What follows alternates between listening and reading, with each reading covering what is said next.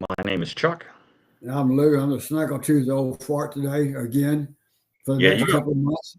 you're gonna be next couple months. Yeah, but it could be worse, right? I could be missing all of them. That's true too. But then you'd have some dentures at least. Yeah, but anyway, I have to start wearing that thing that doctor gave me. He laughed Oh, at me. Went the to like, flipper. yeah, I told him I didn't want to do anything to make this thing even longer. He said it'll make no difference. It's going to take 2 or 3 months anyway. But Wearing the flipper will cause your gum to grow around the part that's facing up into it, so your gums will be curved when they put the tooth in there. So you do yeah, want to wear the flipper. oh, I got the stitches out last week, and so now I'm starting to eat a little bit. I just have to chew on the right or left side. Yeah, so but anyway, could be worse. It can always be worse. Yep. So before we get started, we're going to talk about Buffalo Soldiers right today. Yeah. Blow my nose here. My feet and my nose swap places here. My feet's running. I smell it. My nose is running, so I don't know what the hell I'm going to do here with all this. I think it's the live oak. Remember, Yeah. the leaves are already starting to turn, so they're gonna fall, and then it's gonna be live oak dust and pollen everywhere. Yeah. Before we get started, we'll give a shout out to your oldest daughter, Kaylee, my first granddaughter. She listened to our podcast and she asked if I would submit some stuff. So I had to put it on Facebook. Some books. She talked about history. She liked our podcast when we talked about history and things like that. She wanted to know if it had some good books to read and stuff like that. So I printed out a list of some books I have read, either all or part of, and stuff like that. So I thank her for that, and ask all of our listeners out there, if they have any kind of requests, let us know. I would agree. Yeah. So, what books did you send her? Well, for military history, We Were Soldiers and Young by Lieutenant General Harold Moore and Joseph Galloway. I like that book because it talks about the Vietnam War and take it from both sides. They interviewed the Viet Cong, North Vietnamese, as well as their own, and they were both there. Harold Moore was the Battalion general. commander. Yeah, He was the and then battalion Joseph Galloway was actually with him in commander. Vietnam. Who was? Joseph Galloway, the writer. Yeah, he was the writer. Yeah, he was covering a story. So it's some very true, very good information. And another one I really liked was My American Journey by Colin Powell, his life history. And I think that kind of fits in with this month with Black History Month. I personally like Colin Powell. Of course, he was doing my era, my time frame, and stuff like that. And then another one that I read that's about history is To Rescue the Constitution by Bret Baier. I personally like Bret Baier. I think he's a good writer. I've read several of his books, but I really enjoyed reading that one about To Rescue the Constitution. I thought that was pretty good. And then, of course, when it comes, I think there's a lot of leadership, and that's one of the things Kaylee talked about was leadership. The Nick Saban, The Leadership Secrets of Nick Saban. And then one of the other one that he did was How Good Do You Want to Be? I really liked that book. It talked about, it wasn't just about sports, it's about people, how he led his team and how he wanted them to all graduate and become better people, not just ball players, but better people. Then the other one was Bear Bryant, CEO. I thought that was a pretty good book because, again, and there's a lot of coaches out there that talk about leadership and how sports and all those kind of things all come together. Then I had about 18 books I listed on leadership. And the very first one that I ever read was The 1 Minute Manager by Ken Blanchard.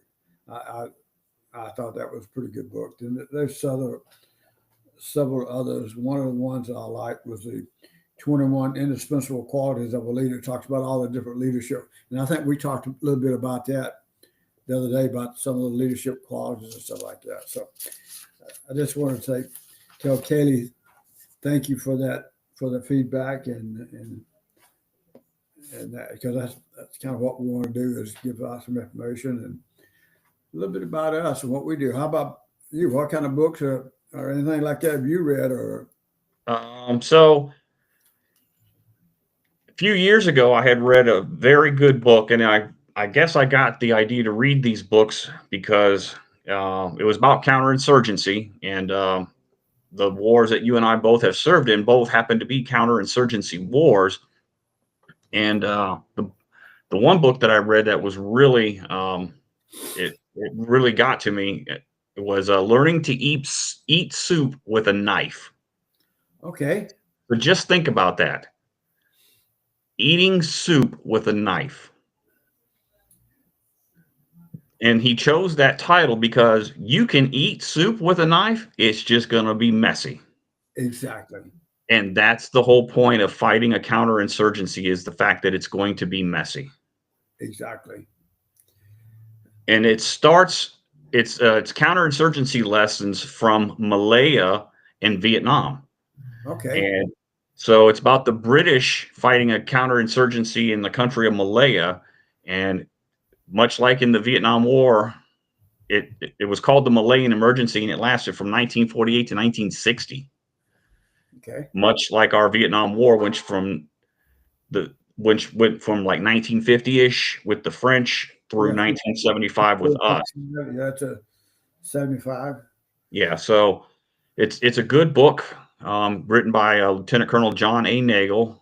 He is a veteran of Desert Storm and the current conflict in Iraq. And another book that I read that I had seen on a lot of people's reading list, it was called On Killing.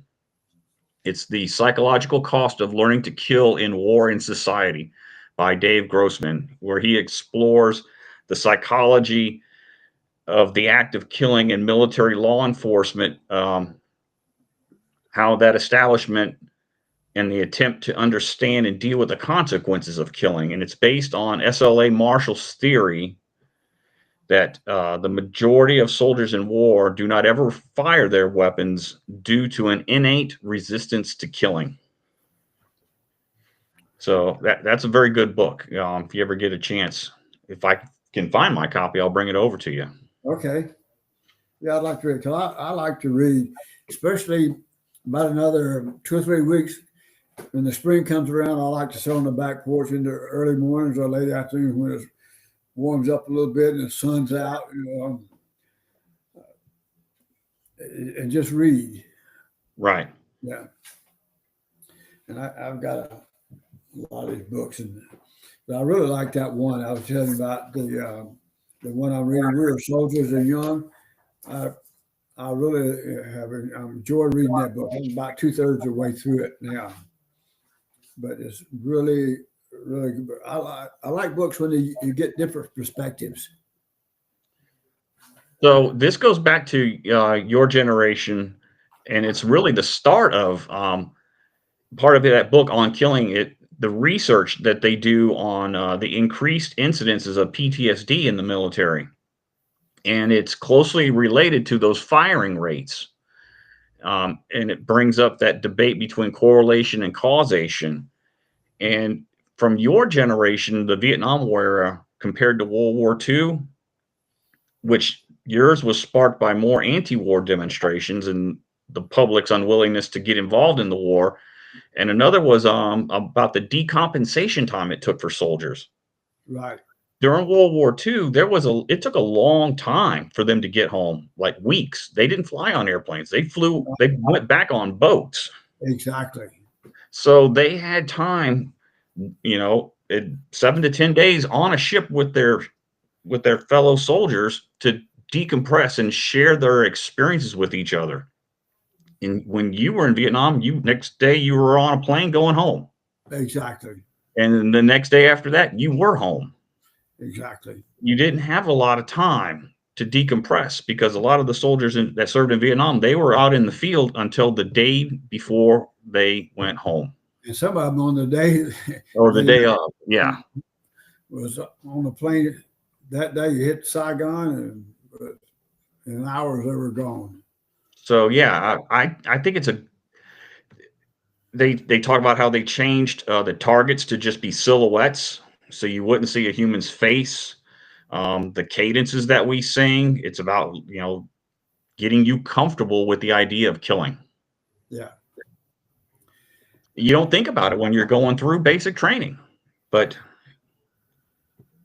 it it's just it's something where you have to know the reasons why to exactly. get to find out why you are the way you are at the end. Yeah, next time I come by and come over, take a look for those books. I like to take that's some really interesting stuff there. It's like PTSD, World War II, and your grandfather's was, especially your papa. Now looking back, was really affected by it, but didn't know what it was, didn't know how to treat it. And he No, got a 10% disability. You uh, it's, it's like $15 a month. yeah, it's nothing.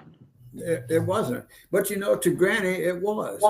It paid her electric bill at that time. You Yeah. know, but so that's what you want to make out of it.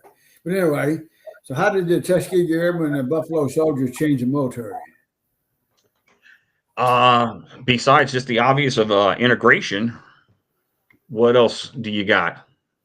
Well, President Truman, through executive order, desegregated armed forces in 48, like you said. Yep. Their history of what they did is what defines them.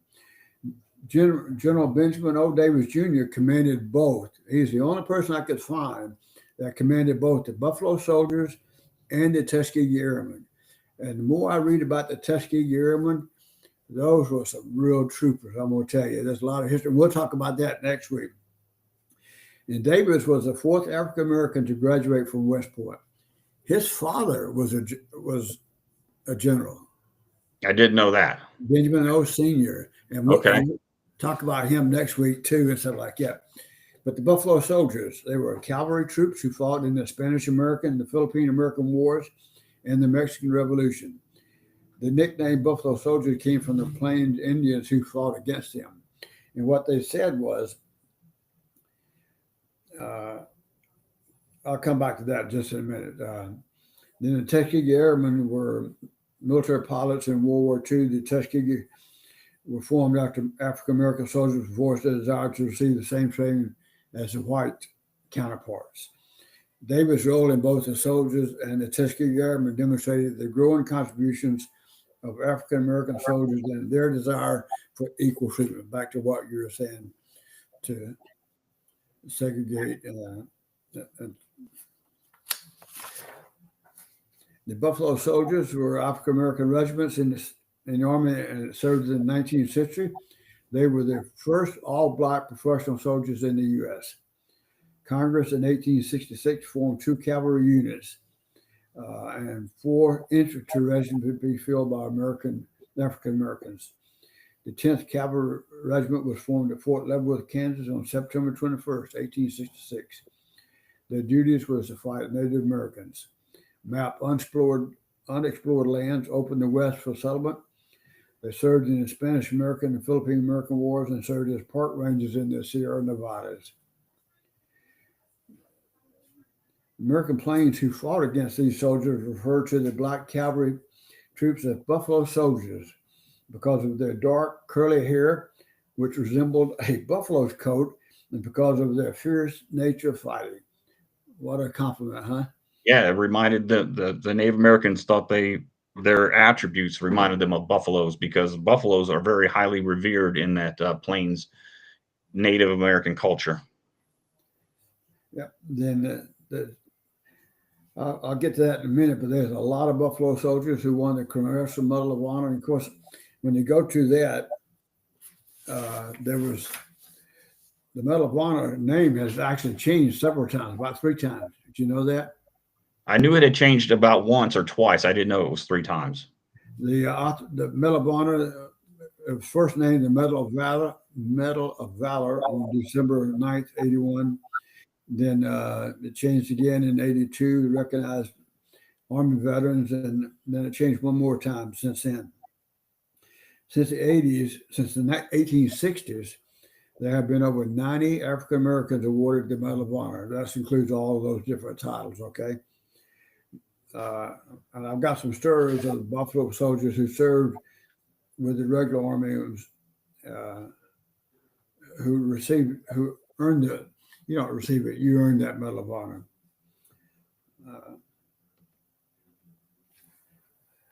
The Buffalo Soldiers' main duty was to support the nation's westward expansion by protecting settlers. The first African American to be awarded the Medal of Honor was Henry O. Flipper.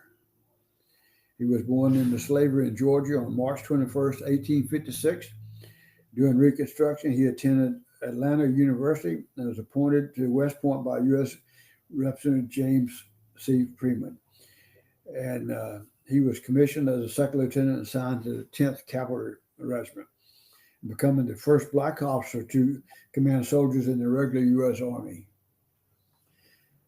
He served with distinction, but he faced intense resentment from some white officers. And he was targeted by a smear campaign that culminated in a court martial and his dismissal from the Army in 1882. But in 1999, President Bill Clinton posthumously pardoned Flipper. So sad, you know. Yep, it is. A lot of changes have been made. So who were some of them? That by name, I don't know, but I've got a story that I want to share. Okay. And it involves one of my favorite generals, General. They call him Black Jack Pershing. Okay. And one of the stories is that he got the nickname Blackjack because he commanded a black regiment in his career. Yes. So it was in February, this time, 1917, U.S. troops invaded Mexico as part of the Punitive Expedition. And that is because a year earlier, Pancho Villa had raided the town of Columbus, New Mexico with about 485-ish men. They attacked the border town in March of 1916. So according to Department of War records, 10 American officers and soldiers were killed, 2 officers and 5 soldiers were wounded, and 8 civilians killed and 2 wounded. But Brigadier General John J. Blackjack Pershing, he took 14,000 regular Army troops into North Mexico to try to find and capture Pancho Villa. So, yes, he took the Buffalo Soldiers into Mexico after Blackjack Pershing. I think they were the troops from the 10th Cavalry Regiment. Okay. Under the command of Colonel William Brown. He was the senior officer in the regiment. So. Okay. I'm going to give you a list. I think it's appropriate we talk about these 10 or 15 names. 12 names I'm going to give you. They were right. The first ones. I'm just going to give you the name and just a little bit about them, okay? Fitz Lee, born in Virginia. He honored Medal of Honor for his action in the Spanish-American War. Then Dennis Bell, along with 3 other soldiers, volunteered and went ashore to rescue wounded comrades during the Battle of Tacoma. How do you spell it? Tayacooba. It sounds like Tacoma to me. Yeah, then the following year, he was awarded the Congressional Medal of Honor for his actions that day. He's buried in Arlington.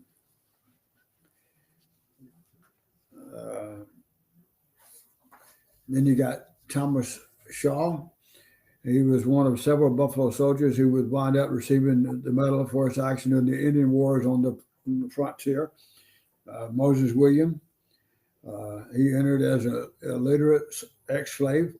He took advantage of the opportunity presented to him and become educated, and was achieved one of the highest honors with his military service career. Then you got Benjamin Brown, who was Medal of Honor and back in the United States and the world. And then Augustus Wally, back to what you were talking about, he was Medal of Honor actions on August 16th, 1881. He fought at the Battle of San Juan Hill during the Spanish-American War. Then Henry Johnson, he was also born enslaved. He enlisted in cavalry. He reached the rank of sergeant. He was awarded the Medal of Honor for his actions at the Battle of Milk River, October 2nd to the 5th in 1879. Okay. Then you got Henry Johnson, and I was going to look up some more, but his name is just so familiar. I don't know why, but anyway, he was there in the all-black 369th Infantry, known as the Harlem Hellfighters. He was posthumously awarded the medal on June 2nd, 2015, for his gallant action during World War I. He was buried in Arlington National Cemetery, and that could be because I've read several books about World War I and World War II and stuff like that. Maybe that's where his name, when I saw that name, I don't know, and his picture just seems so familiar to you. Then you got Freddie Stowers. He was assigned to the all-black 371st Infantry Regiment. He was killed in action on September 28, 1918. He was the first African-American to be awarded the Medal of Honor for action during World War I, which he received posthumously in April 1991. In World War II, there was some Medal of Honor recipients.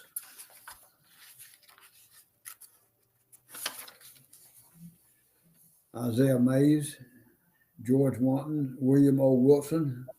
Then you got John Fox, Reuben Rivers, Charlie Thomas, and Vernon Baker, and Edward Carter. Those are all from World War II. So quite a bit of history there. And yeah.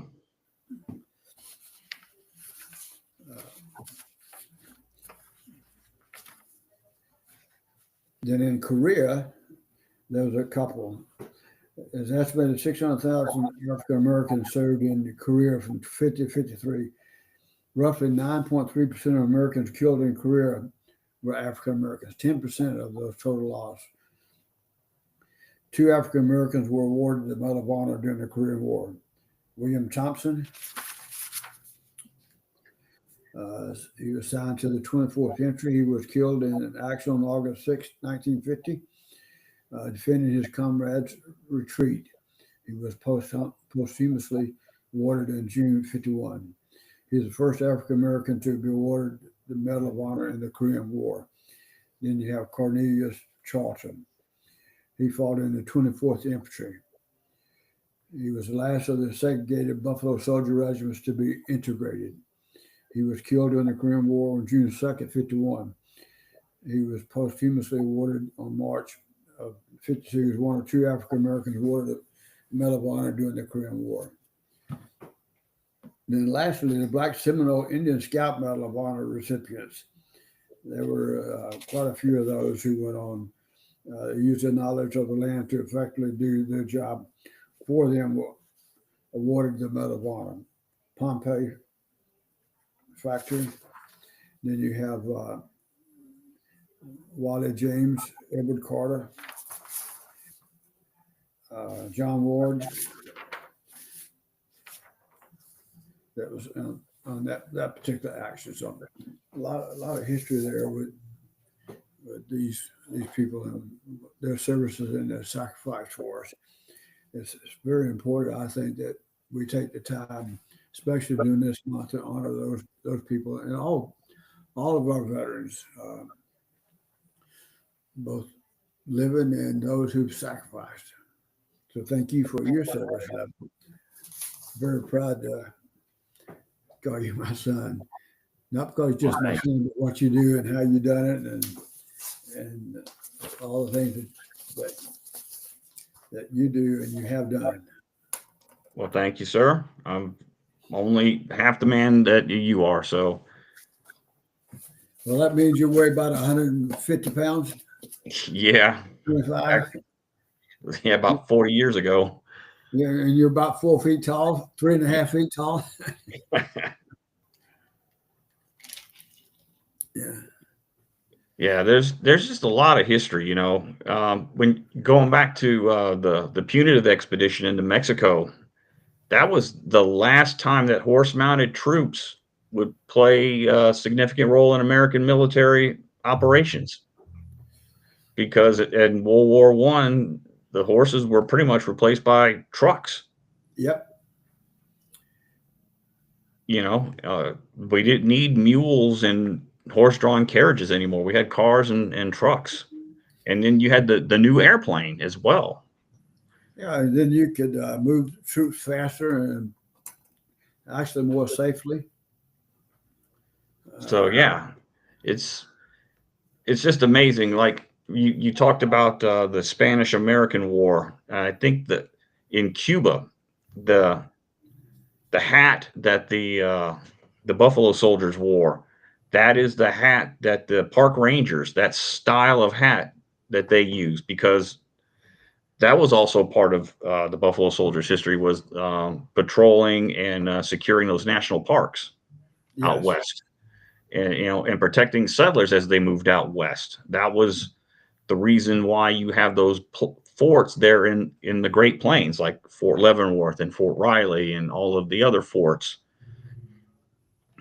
Even Fort Sam Houston here in San Antonio was one of those forts. Yep. So they were out there doing a lot of the jobs that they didn't want to send the white soldiers to do. And next week we'll talk about Tuskegee Airmen. I think you got a lot of that, how that changed, and some of those people. And talk about General John Davis. When I was on the Sky Marshal program, he was the person selected to lead that program. And he was still alive? Yes. Benjamin O. Davis Jr., not his father, but right. Benjamin O. Davis Jr., yeah. If I remember correctly, I think he was a 4-star general when he retired. Yeah, he got his 4-star President Clinton. Yes. And a lot of his father, who was one of the first African American generals too. I got a lot of research on that. More on that for next week when we talk about the Tuskegee Airmen. And you did say his dad was a Buffalo Soldier, right? Who? Benjamin O. Davis's father was a Buffalo Soldier. Yes. In the 9th Cavalry Regiment. Yes. And Tuskegee is not too far from where I grew up. Okay. Back in Alabama. So I won't say 40, 50 miles, something like that. Maybe a little bit further, not sure. That sounds about right. Yeah. And give a shout out to one of your cousins, Kason. He was last week. He went to Washington, D.C. He's in the Civil Air Patrol. They were selected to go to the Tomb of the Unknown Soldier. Mm-hmm. And they participated in laying of a wreath at the Unknown Soldier and stuff like that. I'll have to send you some pictures. I don't think you got them. But your cousin sent them to me. Okay. 6 or 8 pictures. So really proud of him and what he's doing with the Civil Air Patrol and those kind of things. So military kind of runs in the family, huh? Kind of. Yeah, it does. Yeah, so. We're getting close to that time. Yeah, we are. Just seems like it's a natural progression for you and I to hit that 30-minute mark. Well, we don't want to get in trouble from your favorite aunt. No, we do not. I think she's the only one you got left living, right? She is my only living aunt. So anyway, we'll give a shout out to her and all of your cousins out in California All righty. And in Alabama and in and Georgia. Georgia. Probably some in Mississippi. We got a good friend in Mississippi, David and Mark Wilson. Yep. Yeah, some good times. Indeed. All right, let's wrap it up, old fart.